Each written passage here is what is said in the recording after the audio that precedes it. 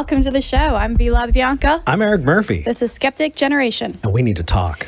Today is July 18th, 2021, episode 9, season 1. Hi, Eric. Hi, Vi. It makes it really weird to pretend like I haven't seen you all week when we're actually living together now. Yeah. Hi, how was your week that I definitely wasn't an entire part of? Yeah.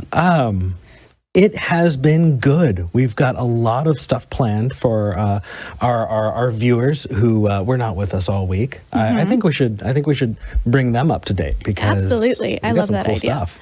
Yeah, we have some exciting news. By the way, thank you everybody who sat with Eric this last week and helped him troubleshoot the lighting and the sound and all of that good stuff. Hopefully things look a little bit better and sound a little bit better this week. We are very serious about fixing these issues as soon as we can. And your help was so instrumental in doing that. It really was. We also had somebody kind enough to send us a mouse that is a lot quieter so that it's not picked up as much. We didn't install it yet. We were like this close, and then we were like, oh, crap, it's 11:30. But it's right here. Yes. We've got it. Next week, we're going to have it installed. That will be a thing. We appreciate it.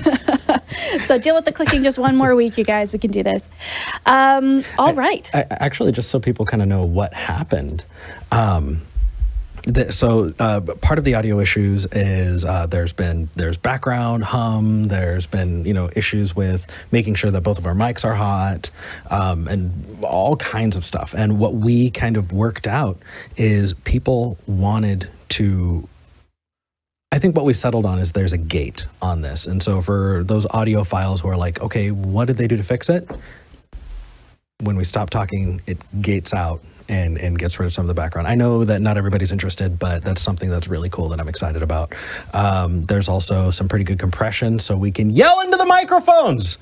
And hopefully... Oh, that didn't blow my ears out. That was awesome. Yeah, it doesn't blow our ears out. So hopefully that's going to provide some more consistency and a nicer listening experience, especially for the podcast. Absolutely. Wonderful.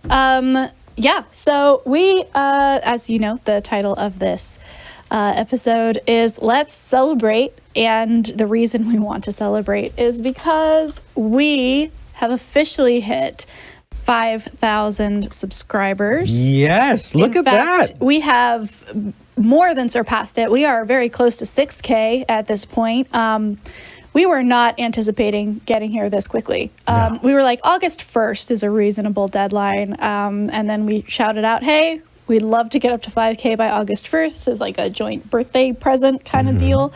And y'all delivered, man. Well, not just that, but there was a video, the Robin call, actually, when you talked to them that first time around, got a lot of traction. That is true. We had our first couple of, I don't want to say viral because they weren't viral, but for us, like comparatively, first couple videos that really took off.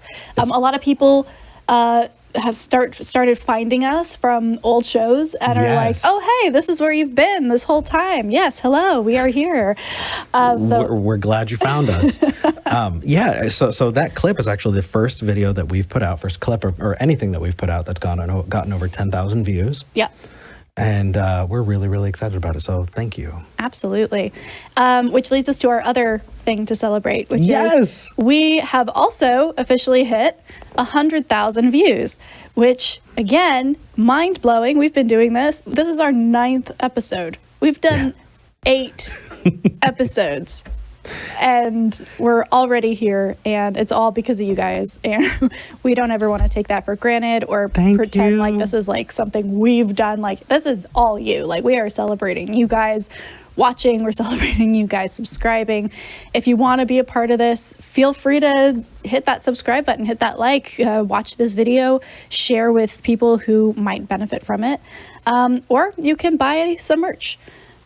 Yeah. Sorry. I was getting the callers ready. Here's the merch. Here's the merch. We are going to be introducing some new merch lines, especially Eric. I know we're going to be talking a little bit about something.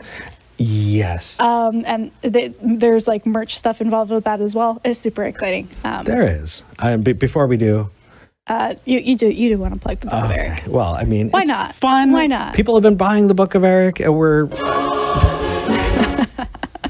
I love it. I'm so happy about it. Oh my gosh. I think we should probably save the announcement about Patreon to a little bit further into the episode. That way we can get into calls and maybe take a little bit of a break. True enough. So for those of you who are interested and want to know, we are going to have a huge announcement about Patreon and the changes that we're going to be making later on in the episode.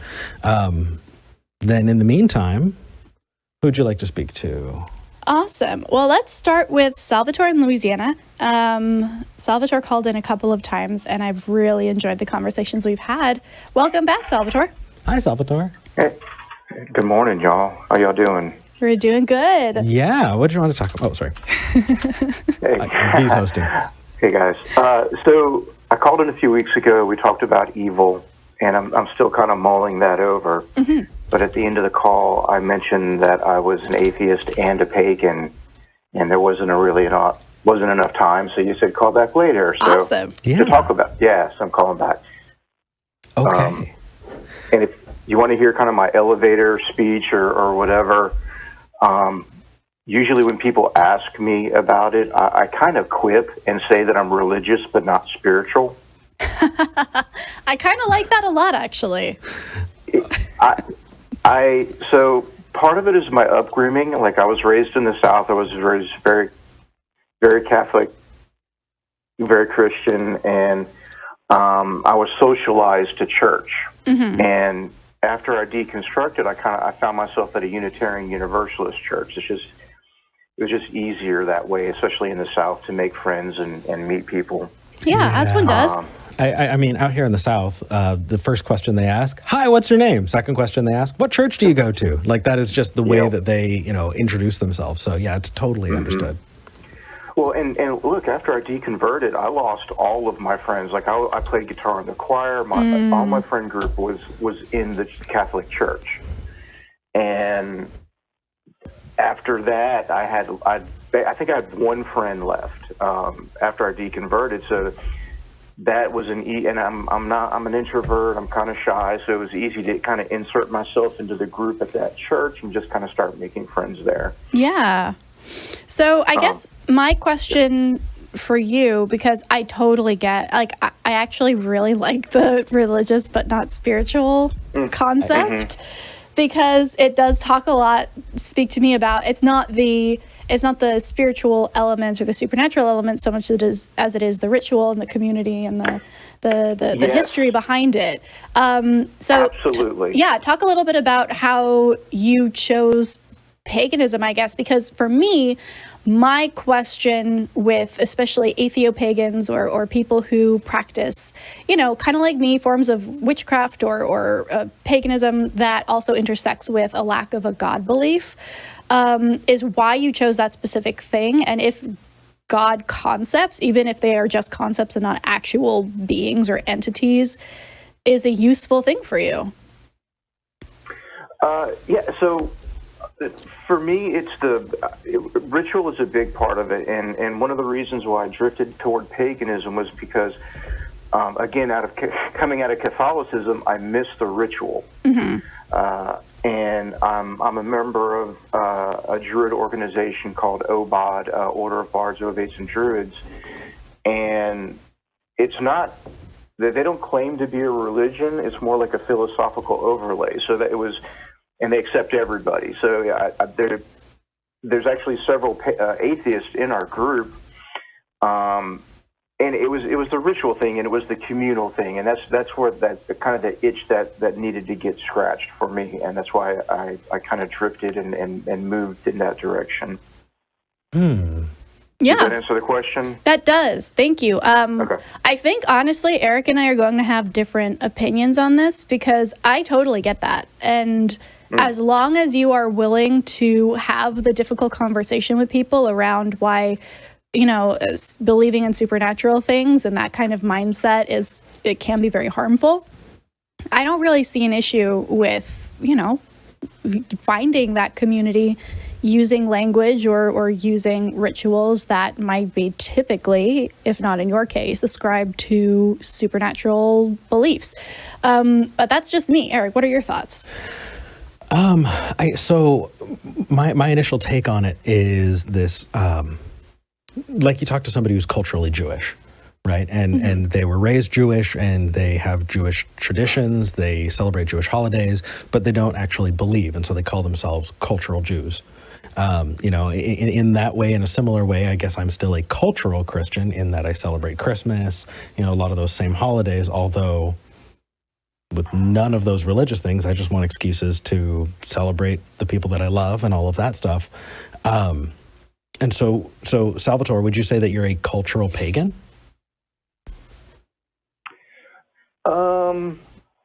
That's interesting. I think it's a little deeper than that for me, because getting back to the God concept that Vi was talking about, I see when I in ritual and other workings, or I don't want to call them prayers. The gods are like psychological archetypes. So for me, I heard a breath like someone was going to talk. Oh no, I was just so like in a Peterson-esque kind of Jordan Peterson. The deeper truth is the archetype that we find in the, like that kind of thing. I hesitate to be associated with anything that Jordan Peterson said. So my pushback is in several parts, because in one, awesome. You found what works for you. You don't believe in superstition. You don't believe in all of that mumbo jumbo. So once you kind of get there, you need to find what works for you, what's good for you and your happiness, but then also the impact that you have on other people. And I think if I were in your shoes personally, I would try and find a way to communicate the way that I feel without inadvertently propping up the superstitious beliefs of other people in that same group, right? So there are pagans who do believe in actual gods, and you being a rational, reasonable person, have interacted in such a way that I could imagine somebody going, "Hey, I know Salvatore. I trust Salvatore." Is it Salvatore or Salvatore or Salvatore? So the Italian pronunciation is Salvatore, or Salvatore, but I always joke that that's too many syllables for the South, and most, yeah. Okay. So Salvatore is fine. Okay. So let me. Can I answer that, or did you have more? No, I think you know exactly where I was going with it. Yeah. So everyone who knows me, in fact, it took me a little while in my Druid grove, but I'm very out as an atheist, and I've actually been very, very surprised. My friends and the people that I interact with on a daily basis or weekly basis, they all understand. In fact, I have a good friend he's a Wiccan high priest. And we've had this conversation many times, and he's like, dude, I don't care, how you see the gods, because there is there are, like I think Vi said, there is Atheopagans that don't believe in metaphysical gods or what do they call them, a mind with no body, or some of these other things that and I've read some of those books, and I disagree. It's like, I don't understand how a mind can exist without a body. But for all intents and purposes, it cannot. So yeah. So I'm actually I'm really on the fence about this. I think that I disagree with Eric. Surprise. Which is I know, shocker. I don't think that we should be, unless we are allying unless you're like, well, I'm a Nazi, but I'm not like all those other Nazis. Like, unless it's like an actually like acknowledged problem group, I don't think we should be worried about like, oh, well, I know this other person who also calls themselves this, and this is what they think, so I guess that's also what you think, right? Like with atheists, there are so many atheists that I want nothing to do with. Like if I was purely going by what people thought about atheists based on other atheists, I would never call myself an atheist, because I'd be like, well, is that propping up these other people who are saying horrible, misogynistic, homophobic things, right? Like, so I think there's a fine line to walk here between making sure that you're accurately representing your own viewpoint and being outspoken about maybe where it differs and where you see harm in your communities, because I think that's super important. Sure. But I also don't think we should be, you know, for lack of a better term, policing how we or others identify, because that could be misconstrued to mean something else because someone else used it irresponsibly. That's a really good point, actually. I mean, I think I agree with you, and there's another separation though that I think might help clarify this, because I think, V, we might be on the same page of this, and that is this: yes, there's the pragmatic sense of, you know, what is the impact that I have on others? Am I being dangerous, or is what I'm saying, you know, dangerous to others? Is it some benign view, right? If somebody thinks they can see other people's auras, you know, for instance, and that's it, they're not hurting anybody, you know, I think you're on the right track that we're making decisions pragmatically that way, right? Can I extrapolate that from what you said? Yeah, I think so. Okay. There's that. And then there's the bar that you hold yourself to.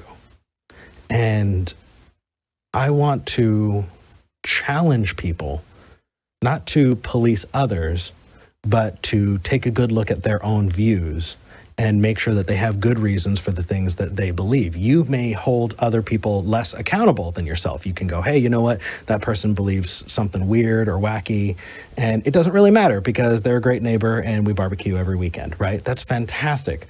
But personally, where do you hold yourself? What standard is that? And are you being consistent throughout? You know, and so I agree with you that in practice that is true, but I also want to encourage people watching that just because something is benign doesn't mean it should be acceptable personally. You know, you can believe some weird stuff, right? I've talked to family members who believe some weird stuff. Yeah. And when I say, hey, do you have good reason? Their response is, but it's not hurting you. Right. Oh, that's a whole other thing. The concept of that's what I'm talking about. That's the line I want to make. That's the distinction I want to make. Yeah. Is, you know, just because it's benign doesn't mean it's acceptable or should be acceptable to you. Not necessarily you need to be policing other people, but what are the reasons that you have for what you believe and why? Right. Whether or not something is true or even useful doesn't necessarily, unfortunately, have a correlation with how much harm it causes or not. Yeah, and if someone has an entirely harmless opinion, should they challenge themselves? I think they should. Okay, interesting. But Salvatore, that's not you. That kind of went off topic, but it was a distinction that, you know, since it came up, I needed to chime in. What do you think, Salvatore? Hello? Uh-oh. Oh, no. Well, I think we're not. All right. Yeah, I guess we will. Hey, I'm back. Can you hear me now? Oh, yes. Hi. Okay. So, yeah, my phone went to sleep. Aw, that's okay. We're gonna wrap up, but did you get to hear kind of that back and forth about how, like, we can have the... I did hear it. Okay, perfect. Okay. Good. Let me just say one. So I actually have thought about that a little bit, and I'll be really quick. As long, and because the question I would ask myself is, like, how am I different than what I was before when I was a Christian and whatever? If I'm believing these things, well, one, I don't believe they have an external reality, and two, I'm not asking anyone else to live their life like me. Mm-hmm. Interesting. And I think that makes, yeah. Agreed. And again, I think somebody in the live chat actually put it very well. It's pragmatism and idealism. You know, I think when you're facing the outside world, pragmatism in that context is very understandable. But are you holding yourself to ideals that you think are important? You know, I'm also very curious, honestly, Salvatore, about the idea of your viewpoint not necessarily reflecting external reality, I think is what you said. You're not necessarily commentating on what is real in this way. To an extent, I mean, we all do that every time we open up a book or watch a movie, right? But I would actually love for you to call back at some point and let us talk a little bit more about that, because that to me is the fascinating piece here. Ultimately, when we get down to the crux of it, it's, do you prefer a viewpoint that accurately reflects reality as closely as it is possible to do? Or do you prefer to maybe play with things and mix it up a little bit? And is that harmful or harmless, as long as you are aware that it's not necessarily the way things really are? So I would love to get more into this, but I think we need to wrap up for today. Yeah. Absolutely. Thank you, guys. I appreciate the time. I will hang up and squee and call back later. Sounds good. Thank you for calling in. Take care. Yeah. All right. Bye, y'all. Bye. All right. Who are we taking next? We have a lot of calls on the line today. We do. You guys, you came through. I think I want to talk to Joe in Virginia. Okay, let me grab Joe. Joe, welcome to the show. How can we help you today? Hey, V, Eric, how are you guys doing? Hey. We are doing okay. What can we help you with? First, let me just congratulate you on your show. I think you guys are doing a great job. And congratulations to Eric on his debate with Dean. Don't congratulate me. Don't congratulate me yet. Well, thank you. That's very nice of you. Yeah. What's your question? I like Dean a lot. I listen to a lot of his stuff on, when he calls different shows. So he's a super sweet guy. He and I actually. I guess. Sorry for interrupting. No, it's okay. Go ahead. The last call that Dean called with you about the transracial movement. Yes. I don't know if I call it a movement so much as there have been people who have said that they are transracial. But yes, continue. Okay, I don't know. I just found, I found your answer and how you responded to him to be a bit, this is nothing personal, but I just found it kind of to be a little bit hypocritical. Interesting. Why? It seems that, I guess, being trans is very important to you, right? And you think people should respect your right to identify yourself as how you please, right? Yes. And I would think that somebody who's transracial would deserve the same respect and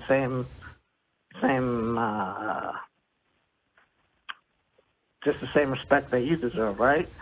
As a person, absolutely. 100%. I would never, ever be somebody who wanted to restrict or take away the rights of somebody who identified as transracial or anything else. I think that absolutely is 100% where I'm at.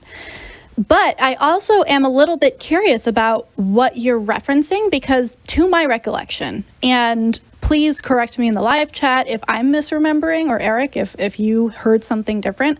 I don't think I actually said anything against it so much as I said I wasn't the person to talk about it, right? Okay. I referenced somebody who did do a very good episode on it, T1J, in case you're wondering. The link for that video is in the description of the clip.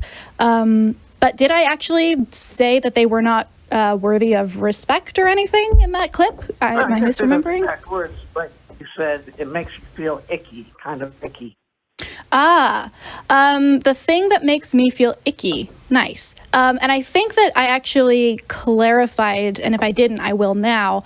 There are things that make me feel icky that are not wrong or bad or immoral in any way. It just means that I haven't interacted with the concept enough to have internalized it and included it in my view of reality.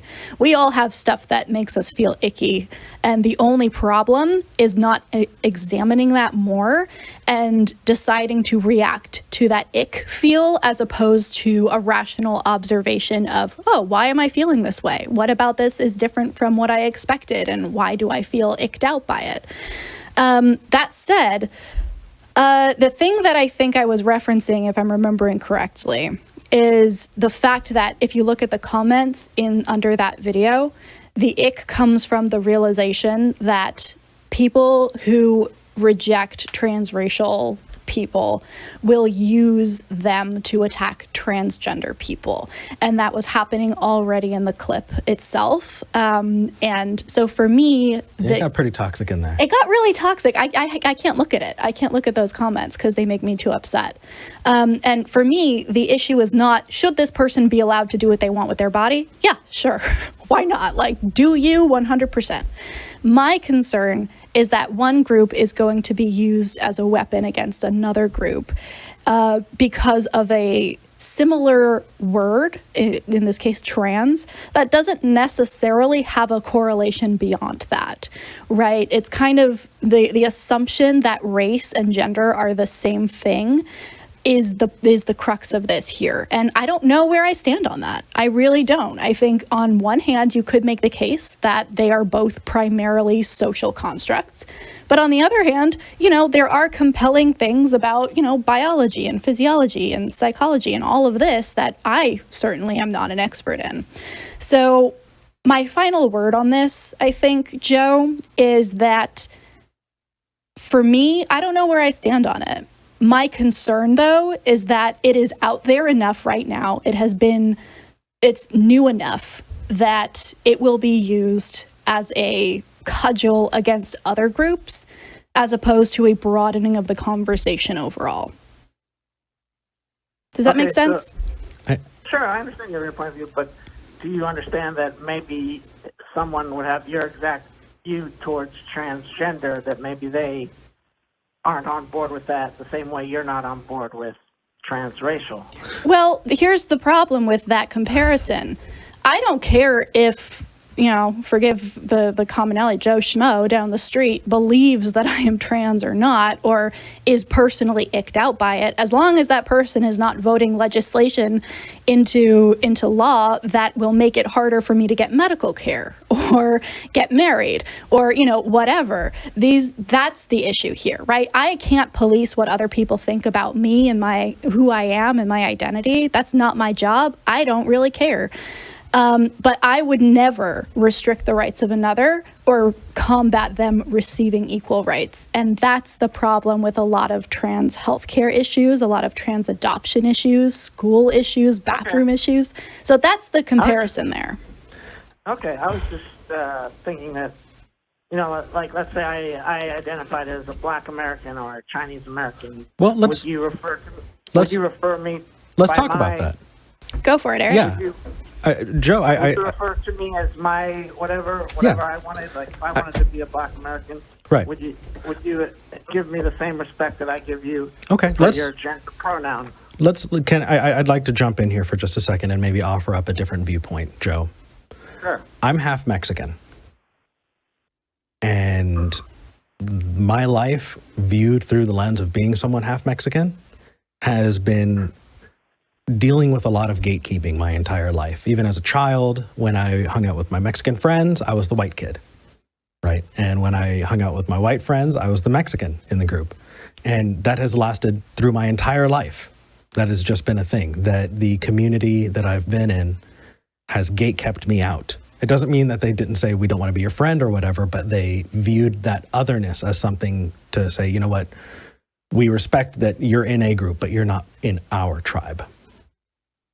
And so that has led to a lot of really, really weird questions that I've had about myself. What am I? Right? What is my race? I don't have a lot of the same experiences that somebody from Mexico has. So does that mean that I have the right to call myself Mexican?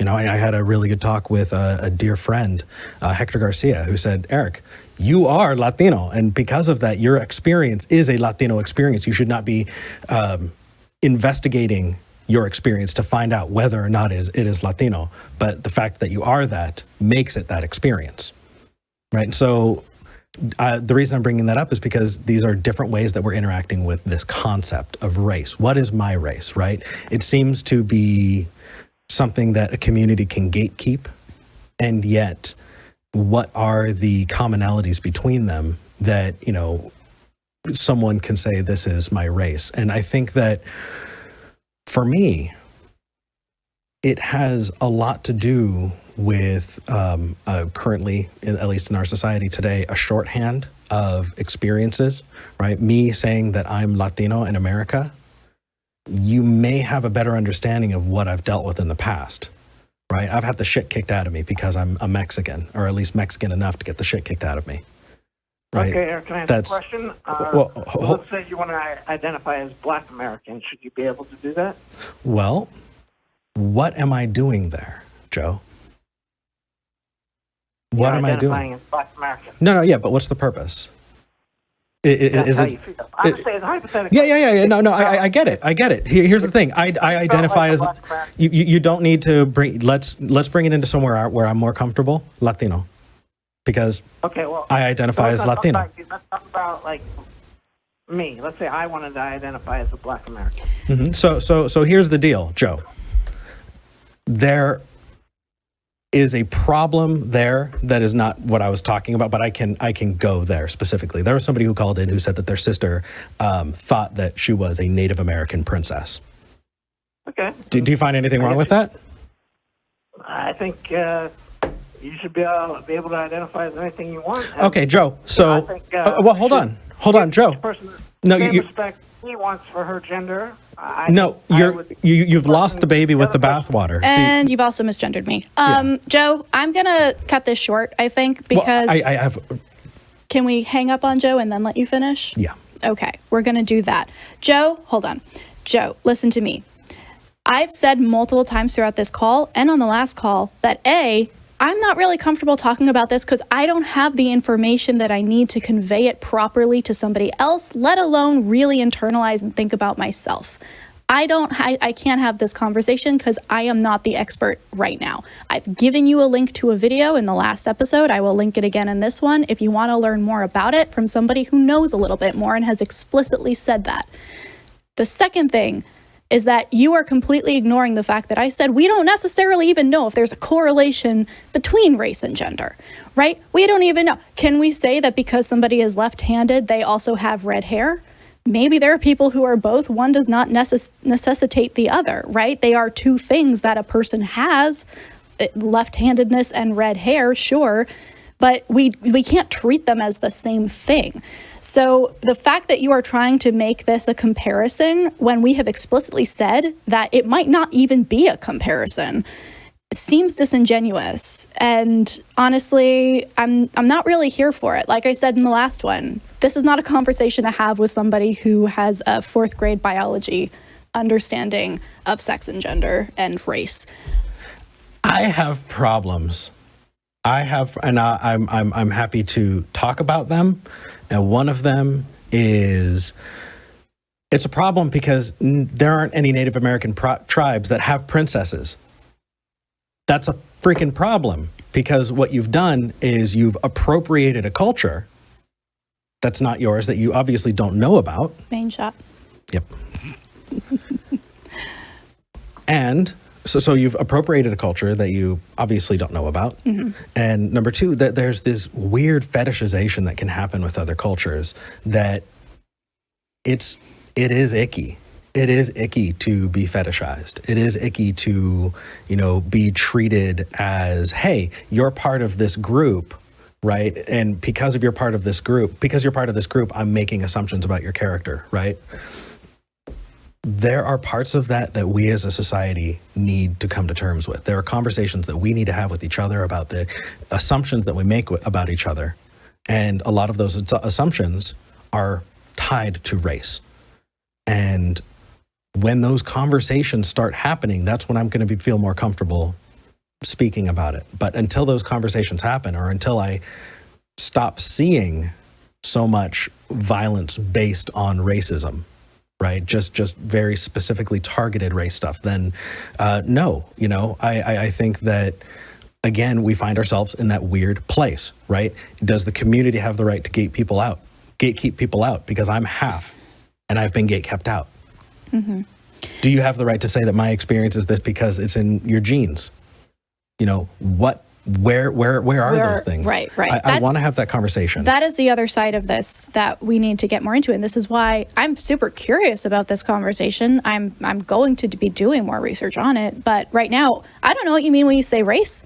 Like, what are you talking about? Are you talking about the cultural stuff? Are you talking about where you were born? Are you talking about your genes specifically? Are you talking about, like, there are so many different components to it. And in the same way that we have defined gender and sex to a point where we kind of have a working knowledge of what we mean when we say these things now, we need to be able to do that if we're going to have this conversation in any meaningful way that isn't just a haha gotcha, therefore I can identify as an Apache attack helicopter. Yeah. This is why I want to have these conversations, but we also have to be careful that we're not giving people ammunition. And I feel kind of bad because the comments on that last video, and probably the comments under this one, I see you guys, are going to be using this as an example of why you can dismiss trans people. And I think it's an indicator of a privilege that people don't recognize that they have. If the things about you're not experiencing dysphoria, right? You grew up, or you feel like you identify with a race or tribe that you are a part of, that you get to be included in, and a million other things, right? If you find yourself in that place, it's really easy to take that for granted. And so when somebody says, that these are problems that they have, what an easy thing to dismiss and go, well, then it's all bullshit and it doesn't really matter. And then I can identify as anything that I want. No, actually, these things are important. You're just lucky enough not to be having these same problems. But that doesn't mean that they're nothing issues that everything gets, lumped into the bin on. We're having these conversations because they're important. But if it's not important to you, great. Don't be an asshole, though, and try and force that view on people who are having issues there.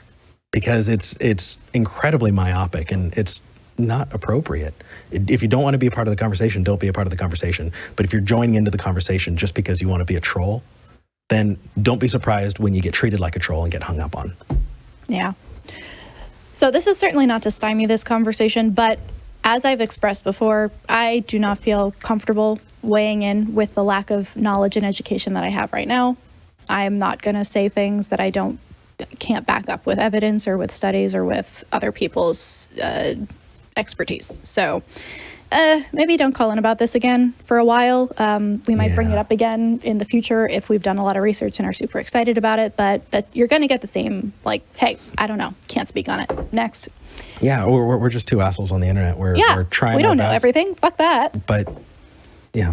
All right. Let's move on and talk to Mr. Delicieux in Canada. How are you doing today? Doing good. I like your name. You've got a cool name. Am I pronouncing it correct? Mr. Delicieux. Delicieux. French for delicious. Beautiful. All right. Is that a pseudonym, or were you born with that name? That is amazing. No, it's a pseudonym. It's a pseudonym because I have the goods and services for you guys. I have prepared something really good.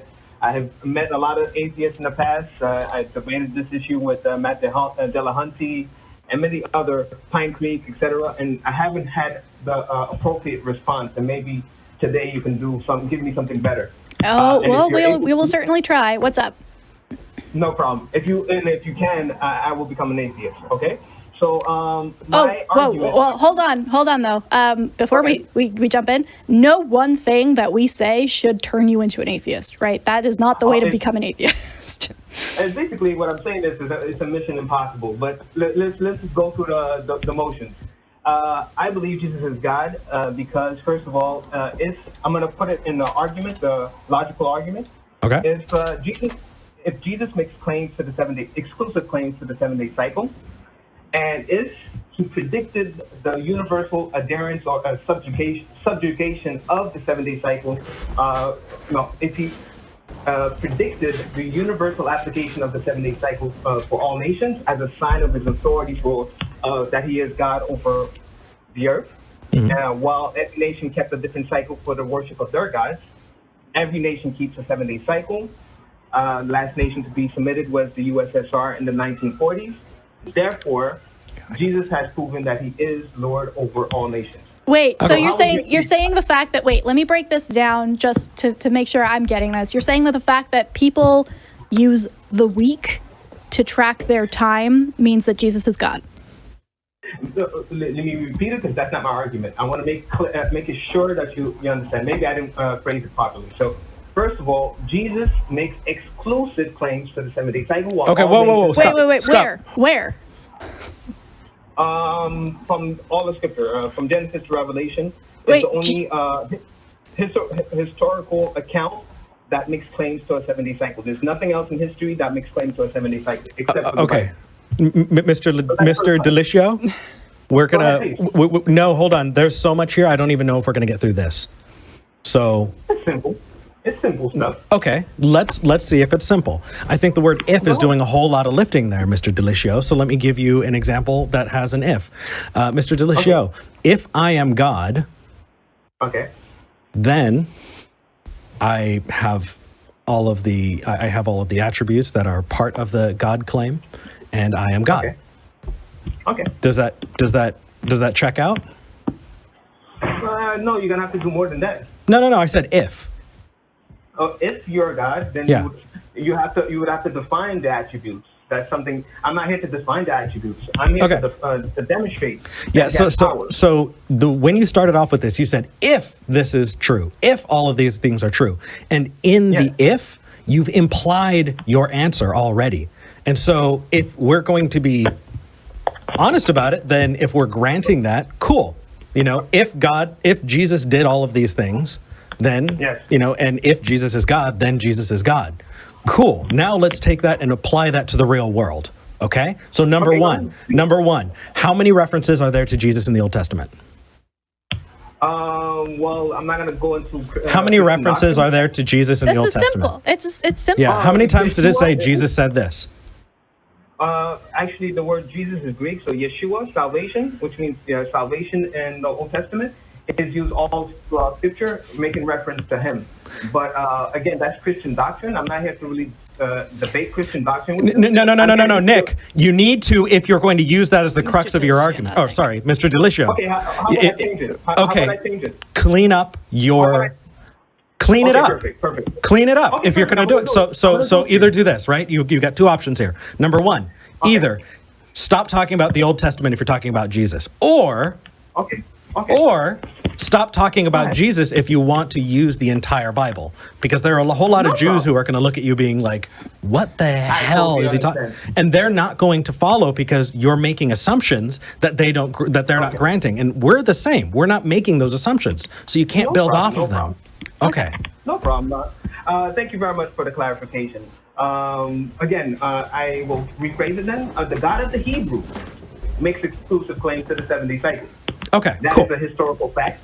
Historical fact. If you can demonstrate otherwise, I will become an atheist. Second premise: the God of the Hebrews predicts the universal application of the 7-day cycle as a means or as a sign of authority over all nations. Right. So Clearly established in Isaiah 66:23. Nick, Finally, hold every on, nation- hold on, Okay, Nick. go ahead.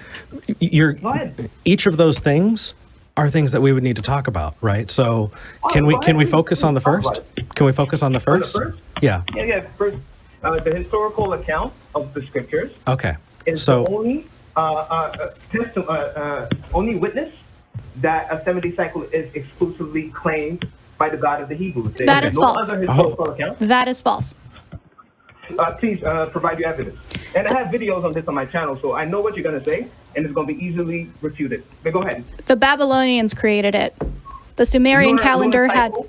The Sumerians had a 7-day calendar Yes. before the Jewish tradition observed it. But hold on. Okay, can I re- Wait. can I respond to that? Yes, Okay. and then I don't want to interrupt and then not let you have the chance to respond. Damn it. Okay, go ahead, please. No. You deserve to respond to V. Okay, this is easy stuff. I have, like I said, I have a channel dedicated on this issue. First of all, Babylon kept the lunar cycle according to the Numa Elish tablets, 5th tablet, verses 10 to 31.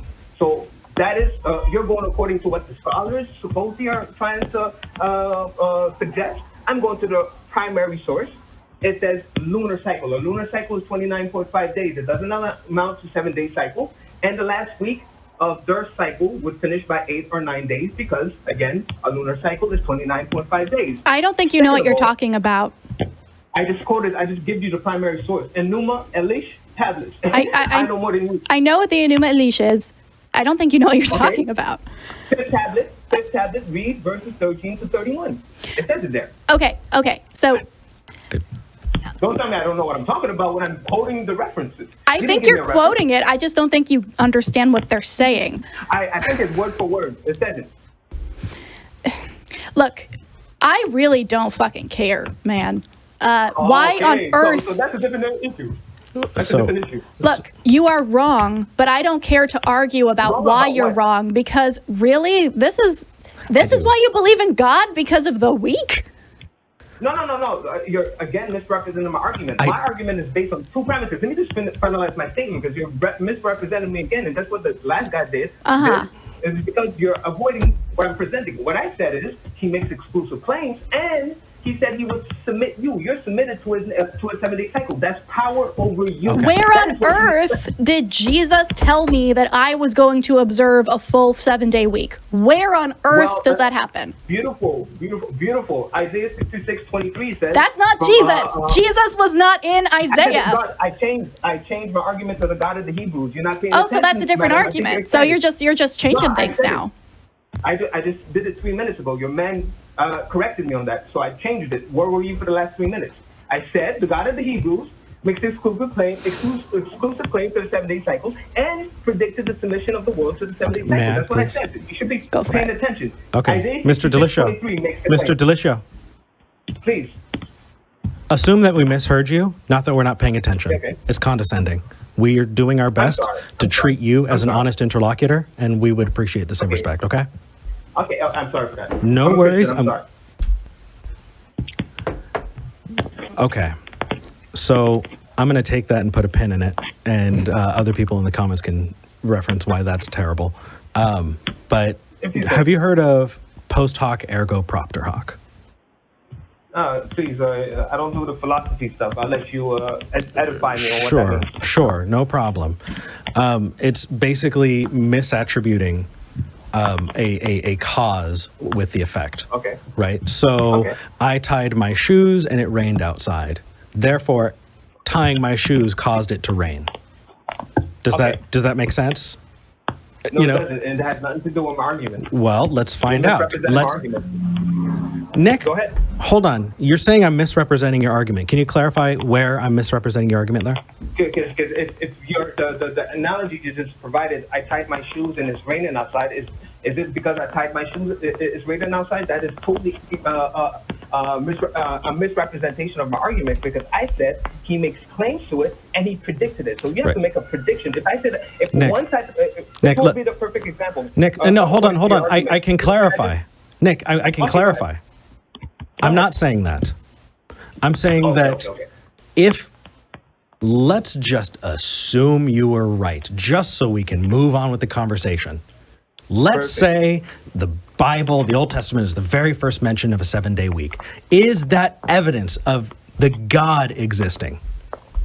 Amen. You're right. No, it's not. That's why I went to the... No, it's not. So if it's not, then we should not be using it, because all it's doing is point... You know what it reminds me of, Nick? It reminds me of people who saying, who say, you know what, actually, we have evidence for the Norse gods. Because if you look at Odin, you still observe Wednesday. And that originally comes from Woden's Day, right? Thursday is Thor's Day, I get your point. So how's that different? Can I respond to you? Yeah, please. I want to know, how's it different? I need only 30 seconds. I only need the same thing you're doing is the same thing that Matt Delahunty did in Pine Creek. You're avoiding the second premise, which it says he predicted it. So that goes against your whole argument. Okay. And second of all, let me finalize. Odin, Wednesday, Thursday are not universal. The 7-day cycle is, so that's the weak argument. The same thing Matt Delahunty did. Wednesday is not universal. In China, they don't call it Wednesday. Thursday is not universal. In China, they don't call it Thursday, especially not in Israel. So your argument is flawed. My argument is universal, demonstrating power in submitting all creation to his will. So that's what you need to address. Okay, so Nick, When you make separate claims, they need to be addressed separately, because you can't. No, they're together. Okay, then you obviously don't know how to deal with this. You gotta do some more studying on philosophy, because when you make different parts of those claims, we need to address them individually, right? Okay, you can address so them, I addressed the individual thing. Throw that part out. Now let's move on to the next. Let's take down. No. I'm going to keep going because I want to make sure that I address each part of this. Next, you're talking about predictive power. We can do that. Yes, you're talking about predictive power. Cool. Nick, did you get to check those claims before they happened? Okay, first thing. Yes or no? Did you get to check those claims before they happened? Yes, I did. You did. You went back in time 2,000 years and checked the claims before they happened. Buddy, this is a historical fact. No nation kept the 70 cycle 2,000 years ago. Nick. Historical. Nick. You seem agitated. I'm excited about the topic. I'm not going to let you get. I want to hear some yes or no answers. Did you go back in time and see this claim being written? I don't have to go back in time. I have to read a historical book. Cool, Nick. Then let's use that reasoning. Why aren't you a Muslim? Why aren't you a Muslim, Nick? Muslims never make claims to a 70 cycle or predict. No. There's a claim that Muhammad split the moon in half and put it back together. You see the moon. Yes, it's back together. You can see it in the sky, Nick.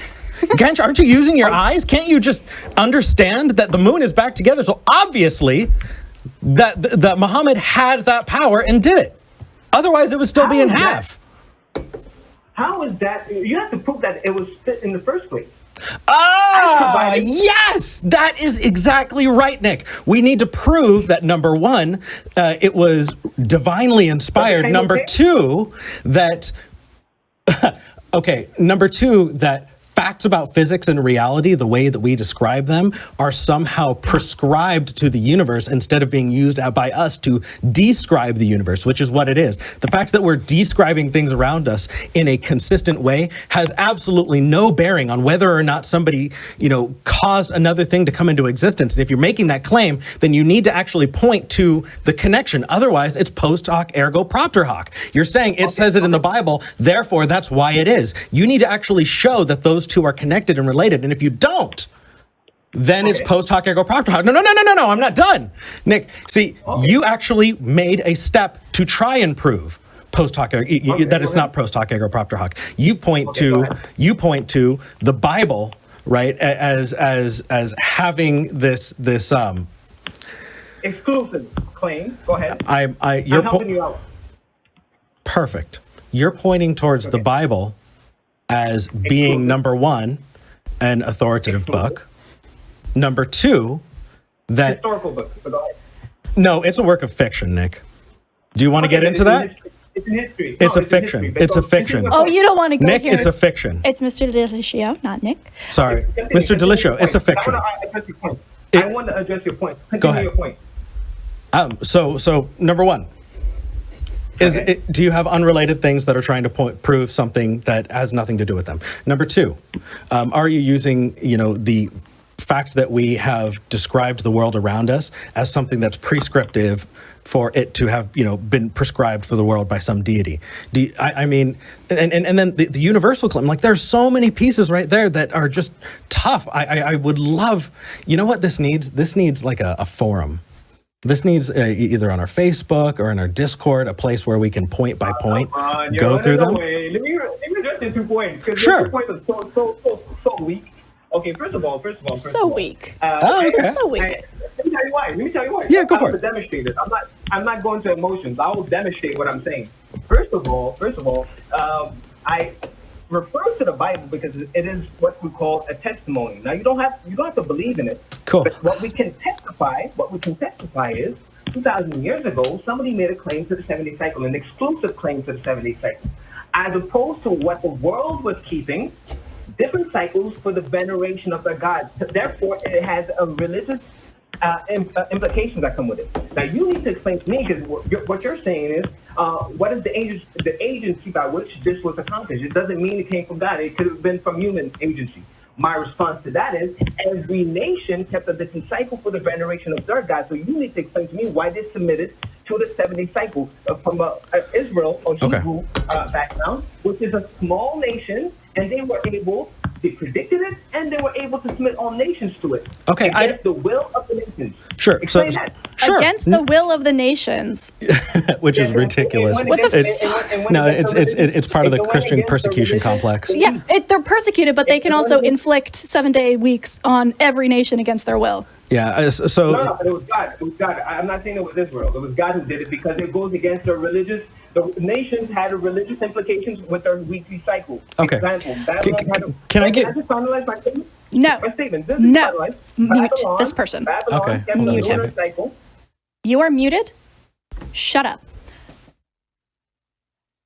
Even if we were to grant, which is wrong, that the Bible Genesis story created this 7-day week out of nothing and influenced the rest of the world, and now that's the reason. How on earth can you fucking assume that it's God? Because here's the deal. The Romans didn't adopt the 7-day work week until 321. Okay. Seems around the same time that Christianity became dominant in Rome. Rome then conquered a whole shit ton of things.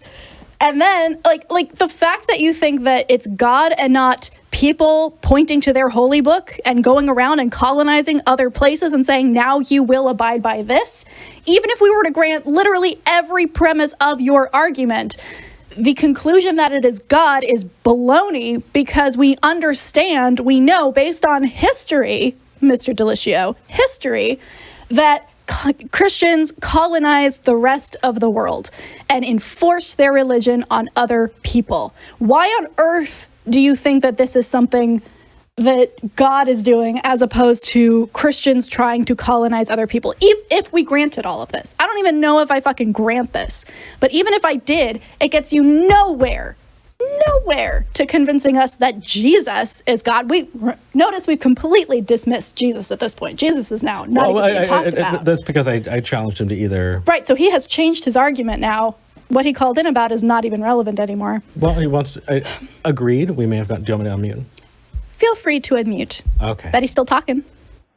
Okay, so am I back on? Yes, you are back. Can I respond without agitating? Because you're, again, a weak argument. I'm going to demonstrate. First of all, let me give you a history lesson. Rome did not conquer the world. That's first of all. They didn't conquer China. They didn't conquer Japan. They didn't conquer the Arab countries. They didn't conquer Iran.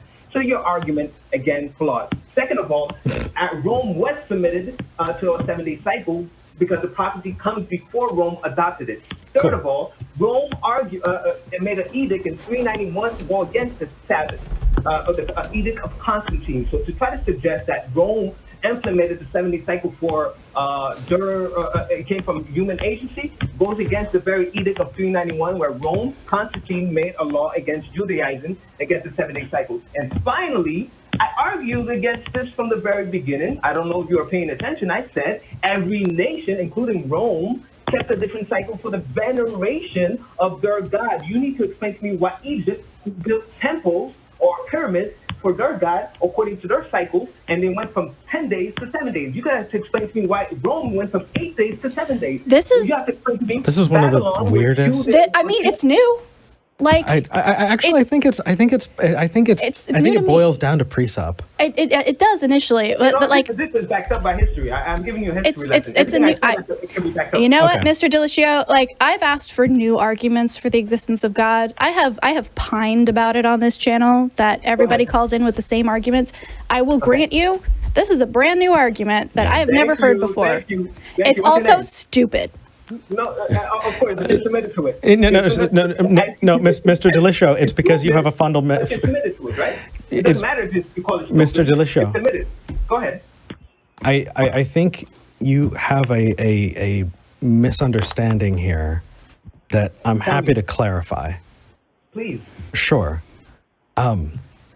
Number one, do you think that a 7-day week Yes. is something that makes sense off of this planet? No, because it has nothing to do with nature. Okay, hold on. Wait. Hold on. Go ahead. V, actually, did you want to? No. Okay, cool. No, I was just going to point back to the Enuma Elish, but you already know all about that. Go ahead. I have a whole series. Sure, on the sure. I'm just kind of like. Yeah. So. the Enuma Elish, I know it by heart. So don't try to use the Enuma Elish. Okay. Cool. Please. Cool. Do you? Okay. Hold on. Go ahead. So you said that this is something that only matters about Earth, or is it universal?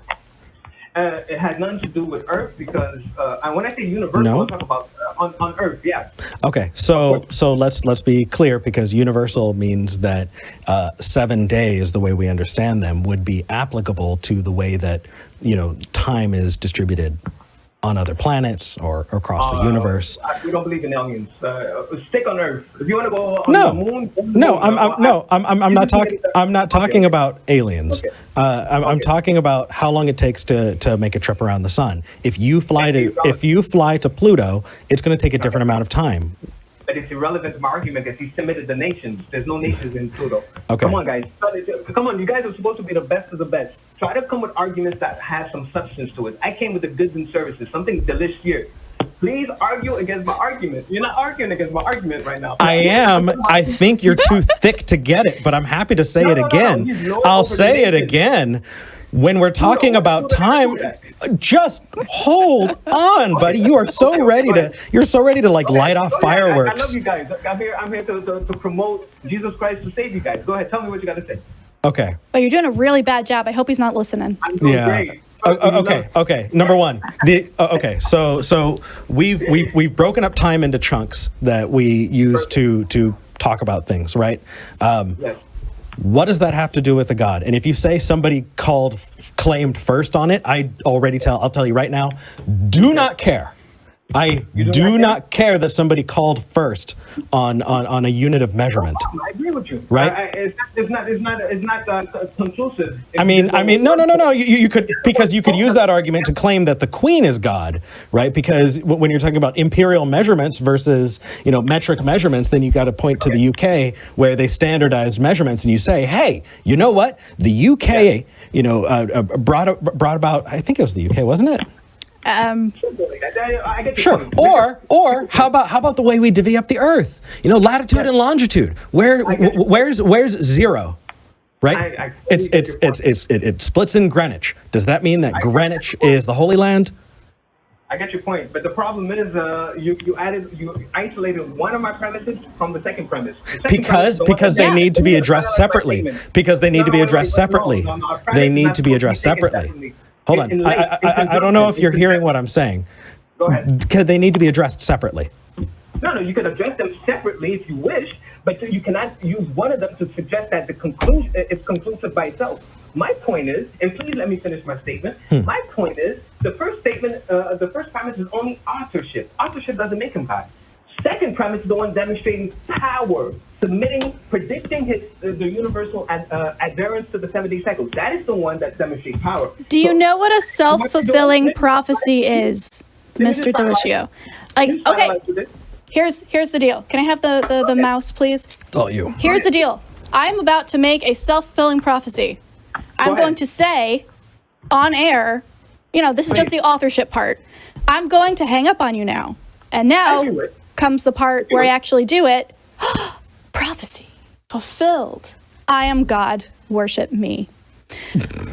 It reminds me of a lot of Muslim apologists who say that there are advanced predictions about medicine and physics in the Quran. And they say, see, because there is something, but measurement? I don't understand, because it really doesn't. And even 7 days in a week and 4 weeks in a month is wrong. That's why we have leap years. So even if that wouldn't add up. You would still need to account for it to make sure that it stayed on track, because it's not perfect. That is what he was trying and failing to talk about with the Enuma Elish. The Enuma Elish essentially said, hey, this is based off of a lunar cycle divided up into 7 days, and then we'll have to add a day or two here and there to make up for it. Not that the week was defined as a month. But that's proof. No, that a week was defined as 7 days. But I mean, it's this weird prescriptive thing. I mean, please, if you think that there are these descriptivist or prescriptivist definitions to things, I just don't understand it. We define things so that we can talk about them and engage with them and understand them, not because there's some, it almost goes back to like this Platonic meaning. Yeah. You know, but anyway. Okay. Let's talk with Robin in DC. Ooh. One of our repeats. Honestly, Yeah. I love talking with Robin. Welcome back, Robin.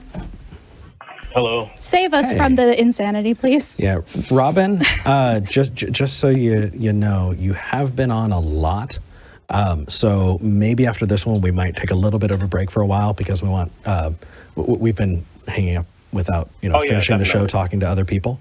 But we have been getting a lot of great feedback talking to you. So happy to talk to you. Definitely. I mean, if you guys want to continue any discussions, I'm always on Discord and stuff like that. I'm on the ACD Discord and everything. So if you guys Awesome. do want to reach out and have a longer discussion, we can do that. Cool. Aside from the show. What's your question for today, though? We do want to make sure we get to that. Yeah, I'm just calling, just to kind of a big picture, whether or not atheism is rational at all. Okay. Okay. What does rational mean to you? And I'm sorry, and that might sound like a nitpick, but I have a really, we want to make sure we understand. That there is that it is established that there is no God. How you can establish, you can give a logical argument, how you can establish that there is no God. Well, first we're talking about rationality. So really quickly, you're asking about whether or not something is rational. Talking to a lot of apologists, they use internally. Oh, sorry. No, not. Never mind. That? Oh, got it. Okay. Are you being internally consistent? And if you're internally consistent, then you're rational. I think that you need to have sufficient evidence to convince somebody in order to be rational. But I'm getting off. Go ahead, Vi. No, that makes perfect sense. I like that definition. I think if it is internally consistent and also someone outside of your internal narrative also sees the sense of it, that is a good definition of rational to me. So, yeah. What about you? What do you define rationality as? Well, I define. I'll probably take a step back to define what I believe truth to be. Why? Why does it And have then anything I to do think- with truth? Rationality and truth are not combined or I know. necessarily contingent on each other. I know that. I said I'm going to take a step back to. I want to get like a broader picture though. Well, that's the thing, So- Robin. We keep doing this, and I've noticed this because I've listened to the last two calls. Is you will ask a question, and then we will respond and ask you a question. And instead of answering the question we ask, you jump back farther and get broader. And I understand that that can be just like a desire to make sure you get your whole point across. But to us, it really feels like you're dodging the question. So when I ask you what is rationality, and we agree that rationality and truth are not necessarily the same thing or necessarily connected, you talking about truth feels like a dodge. Okay, yeah. Well, I'll say this. Okay, so when I say something is rational, that I'm saying that when you justify it, that the conclusion is necessitated from the claims or the premises that you're making. Okay, so a sound argument essentially is a rational thing. Okay, so you're defining rationality purely within a logical framework. Yeah.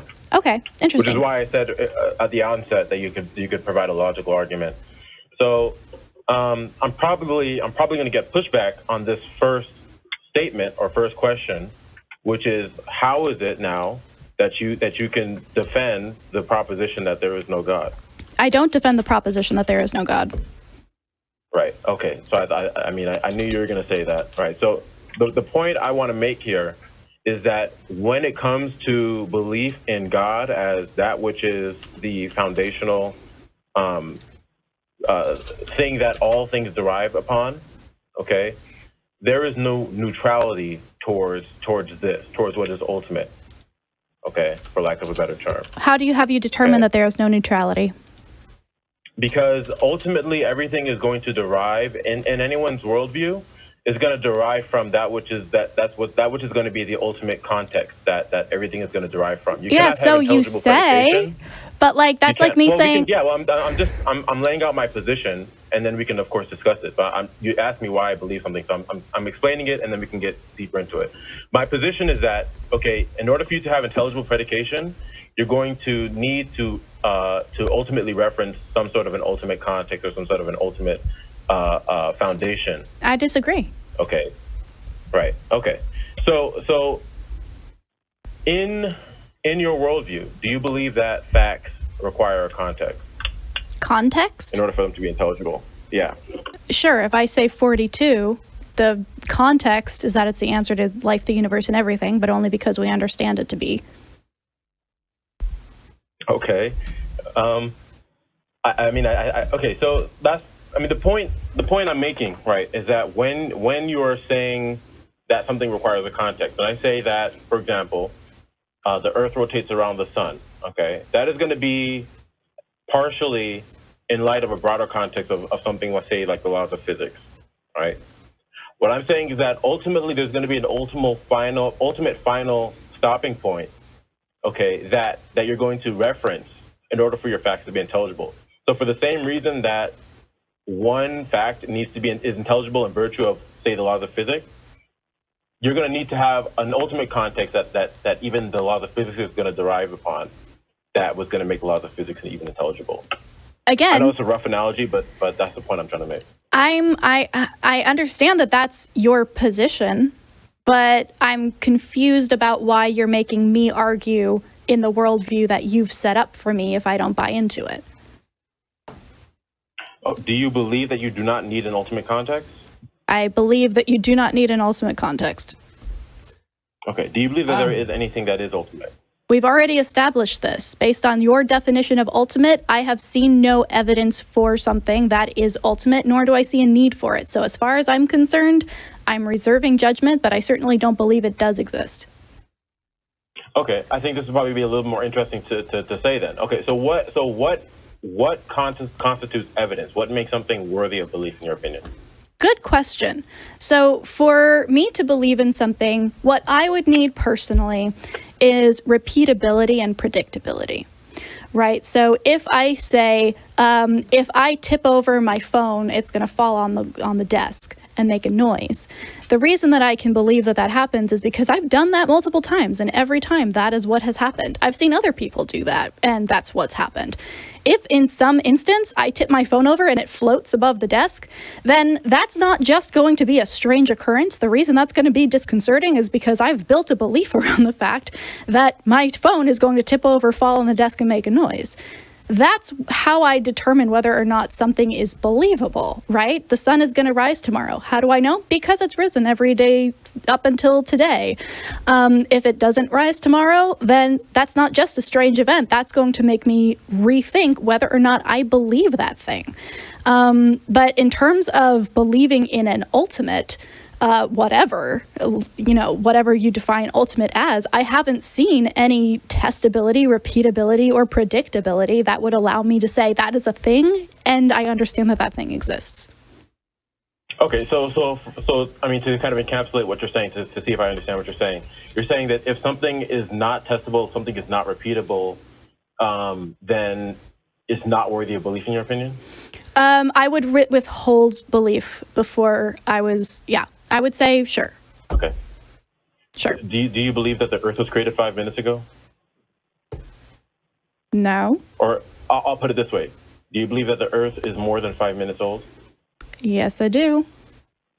Okay. Can you test or repeat that? Yes, I can. How? I can watch the beginning of this episode later. You'd be presupposing the existence of the Earth. And I win. Every single time this happens, I'm just going to say I win. If you have to resort to hard solipsism to defeat my argument, I win. That's a new rule. I didn't. Hold on a minute. I didn't even use the word solipsism. No, I know you didn't. I know it's further thing from my mind. I know you didn't use it, but if your argument is that I can't tell for sure whether or not the world was created 5 minutes ago because I only have access to my own brain, that's hard solipsism. No, that has nothing to do with what I'm talking about. Nothing at all. Okay, my bad. I could apply solipsism. I could apply solipsism to this, but that's not what I'm talking about. Okay, my bad. I asked you specifically what your standard of belief was, and you said that something must be testable and repeatable. Okay. Then I asked you a follow-up question, asking you if something is not testable and repeatable, would you not believe it? You said you would withhold belief in that. Well, clearly you've not withheld belief about the age of the Earth, because I asked you, and you gave me a very clear, unequivocal statement. Right. It did not start 5 minutes ago. Repeat that without begging the question. Eric, did the Earth start 5 minutes ago? Well, hold on a second. Wait, it doesn't matter what Sorry, Eric or anyone, unless you have an argument, unless or if you want to change your standard. I'm confused about why you belief. think this is a different standard. Okay, because you posited a standard, and I made it clear, and I even asked follow-up questions to make sure that it was clear. Right. Well, Okay, but now what it sounds like is that you're violating your own standard of belief. I'm going to test. You would like for something to be true. No, I'm going to test right now whether the Earth is 5 minutes old. Eric, were you around 6 minutes ago? Yes. Okay, chat. Did you wake up this morning and have breakfast or coffee or snooze your alarm? Say yes if you did. Yeah. If not, then I'm concerned about how you're here. Well, and I think what V's pointing at here is this is evidence. This is corroboration. Yes, this is evidence in favor of the assertion that our universe is more than 5 minutes old. Right. These are all evidences towards that. And if we're building up a degree of confidence and deciding which to go for, we got to look at where the preponderance of evidence points us. And it appears that the preponderance of evidence is in a much, much older universe. And because that's the case, we are rational in accepting that. Now, we don't accept it as 100% true, because I don't think we can have absolute confidence about many things, but we can say, hey, we have a high degree of confidence and we're going to move forward on that. That's not an assumption. That is an evaluation of evidence. Right. And also, this is now officially the burden of proof being switched here, because you are now making the claim that the world started 5 minutes ago. Give us your reasoning for that, because we are in no position and no obligation to negate a claim that you make. You have to provide evidence for it. So do you want to provide evidence that the universe started 5 minutes ago? Maybe you can convince us. Yeah.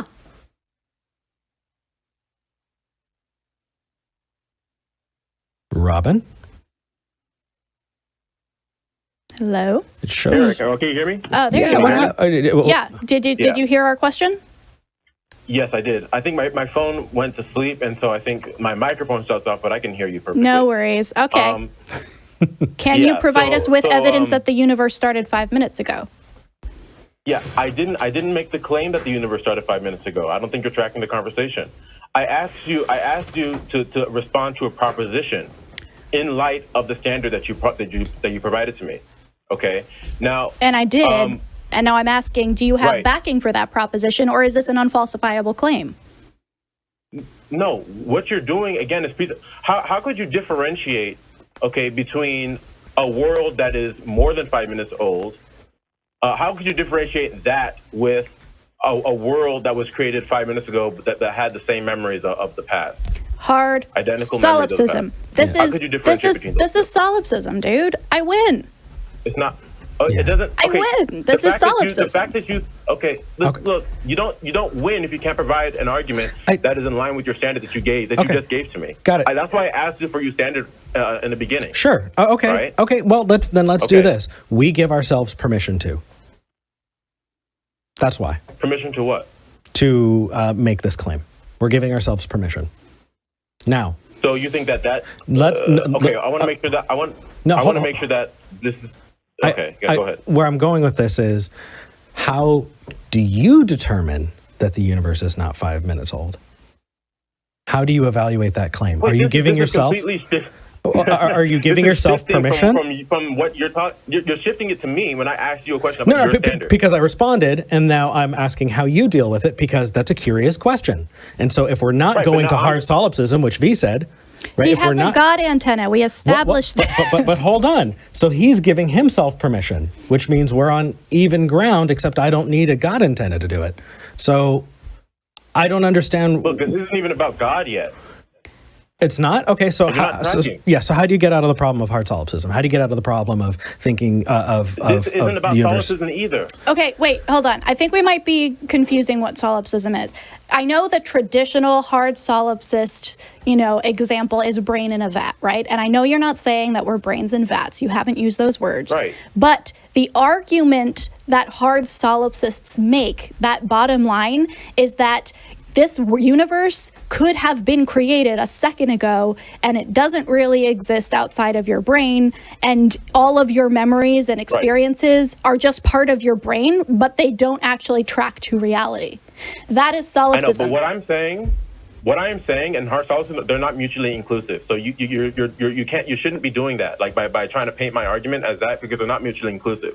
Okay, I'm not talking about hard solipsism. Okay, you could be a theist and believe that the Earth was created 5 minutes ago. Sure. I mean, I think that's even okay. It's irrelevant. The question is, have you evaluated the evidence? So, what do you do? We answered the question. This was the answer to the question. Now we're asking you the same question because we want to see where you lie on it. No, you think that we've resolved this issue, but we haven't. No, I didn't say we resolved it. I said we answered the question. This is what a conversation feels like. Yeah, now we're bouncing the question back to you because we want to know how your view is different from ours. Okay, there's a lot I want to say about what you're saying, but to move the conversation along, okay, I'll answer your question. Cool. So what I believe, okay, and I brought this up in the past 2 calls, which is that I have a revelatory epistemology, okay, meaning that all things that I know, they're only in virtue of God's revelation.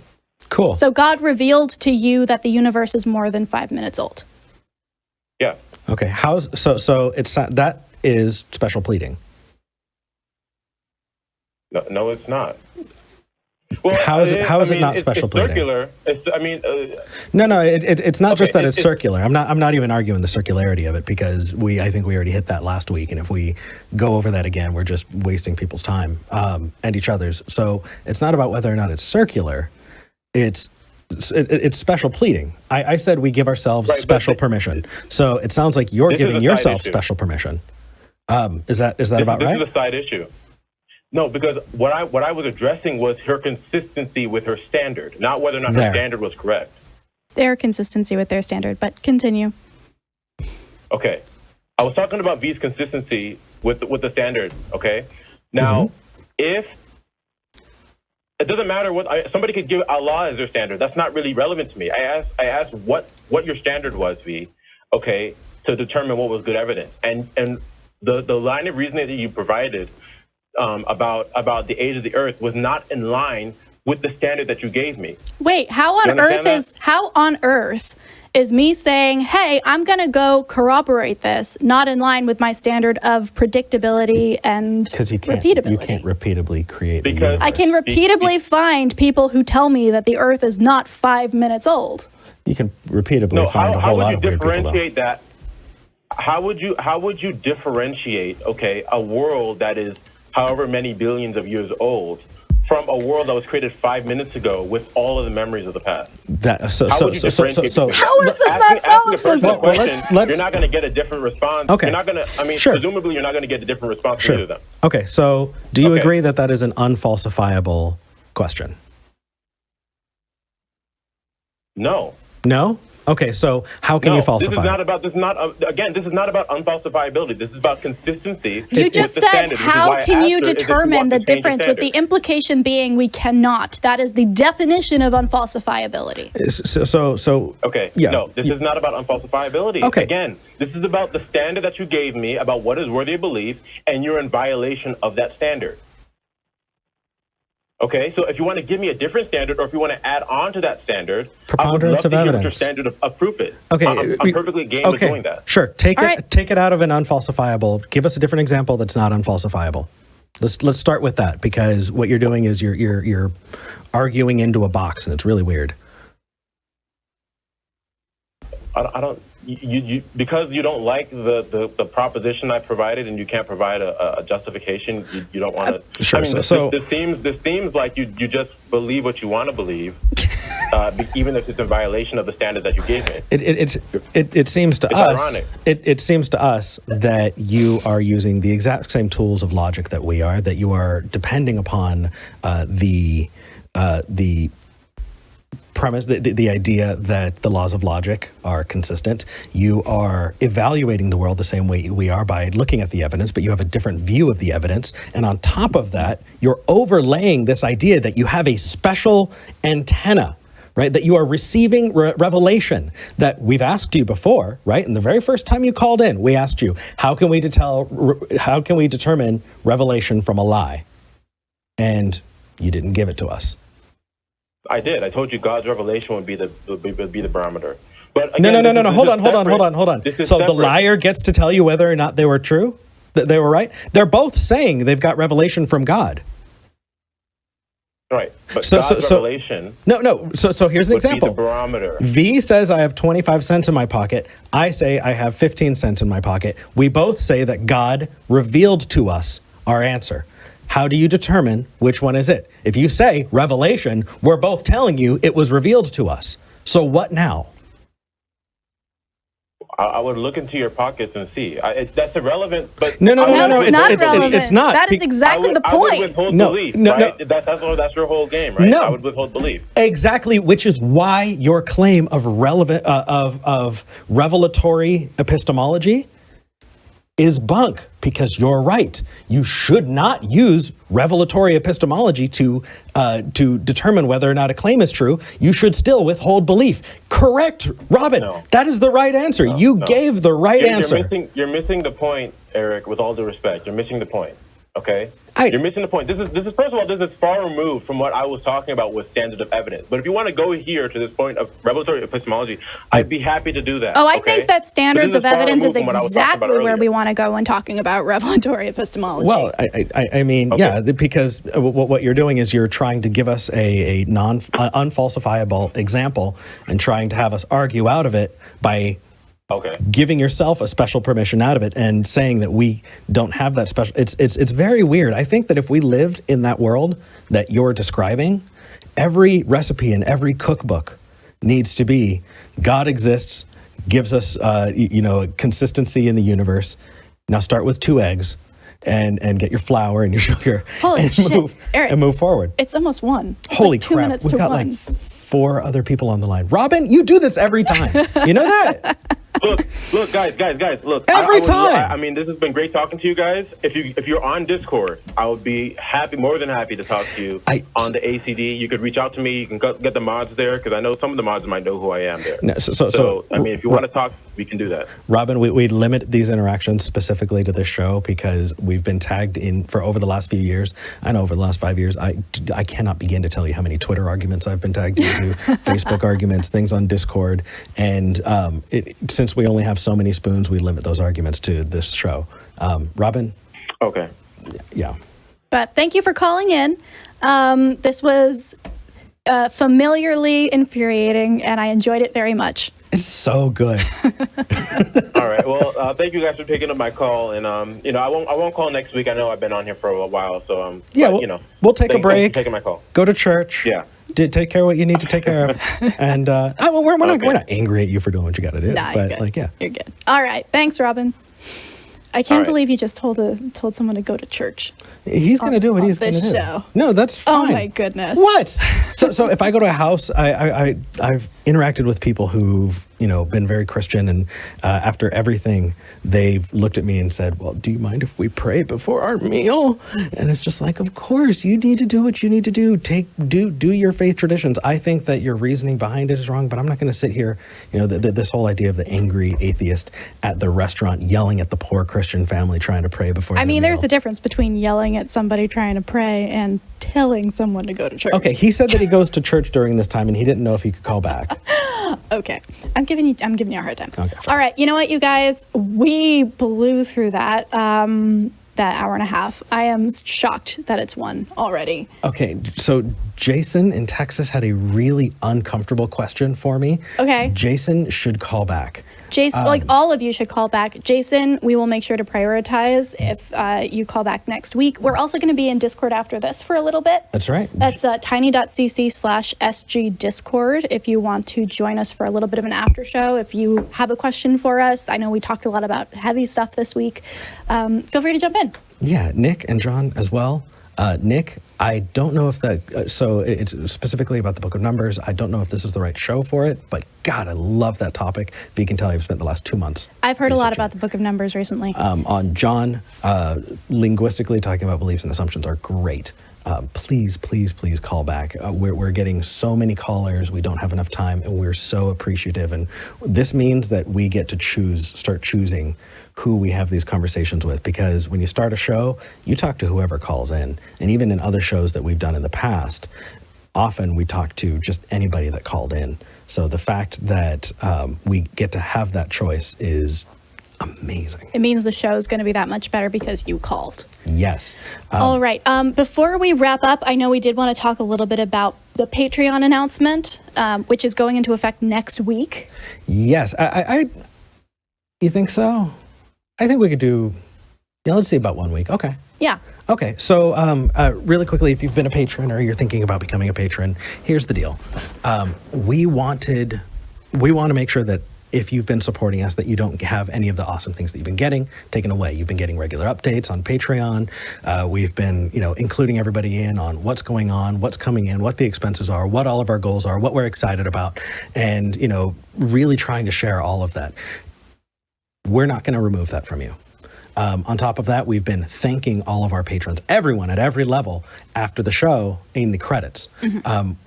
We're not taking that away. Instead, what we're going to do is we're going to cap where you are and say, if there are, 15 $1 patrons, congratulations, the cap is 15. If somebody leaves, we're going to lower it down to 14, but nobody can go into there. We're creating a new set of Patreon tiers, and the originals, the founders, get their founding stuff, right? They get the perks that they're used to, plus whatever the tier level they're at, they're going to get those tier perks as well. Right. So everybody who is a patron right now, or between now and when we enact this next Sunday, will be a founder of Skeptic Generation. Yeah. And continue to get everything you've been getting, as well as the stuff that we are going to be giving to your tier 1, 5, 10, 25 moving forward.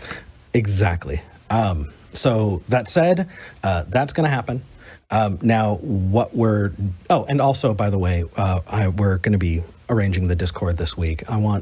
We want those founders to get individualized roles. And so if you are a $1 founding patron, we want you to have a role that shows that you're a $1 founding patron. People can see that. And, it's kind of cool bragging rights. If you're a $25 founding patron and you lock in there, that is an incredibly rare thing, and nobody's ever going to get the chance to do that after this next week.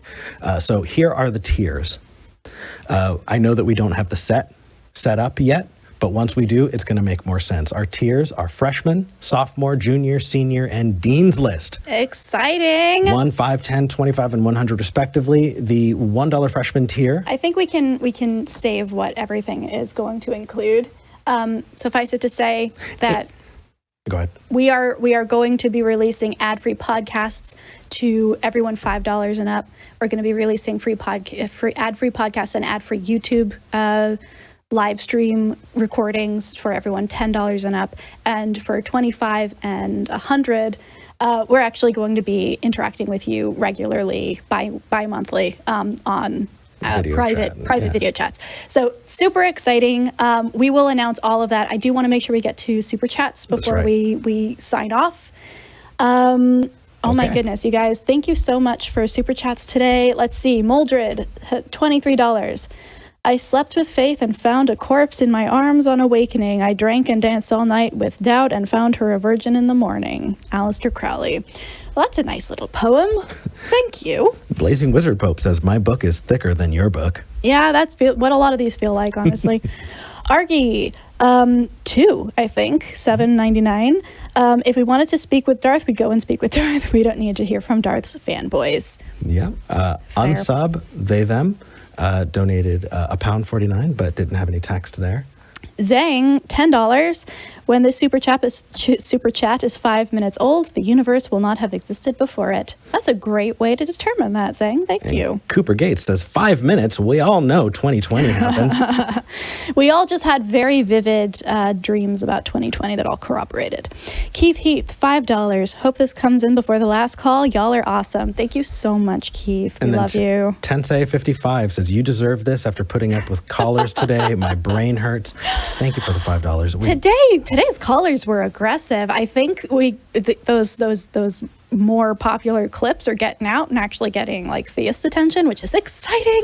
Keep calling in, you guys. We love this. We've had a viewer shift, and we should actually update patrons about it. I think it's interesting, the demographics that have changed on our end that we're seeing in the analytics. It's cool. Yeah. It's scary, but if cool. If you are an AFAB person or somebody who identifies not cis male, please subscribe. Our percentages of people who are not men went down, which is sad.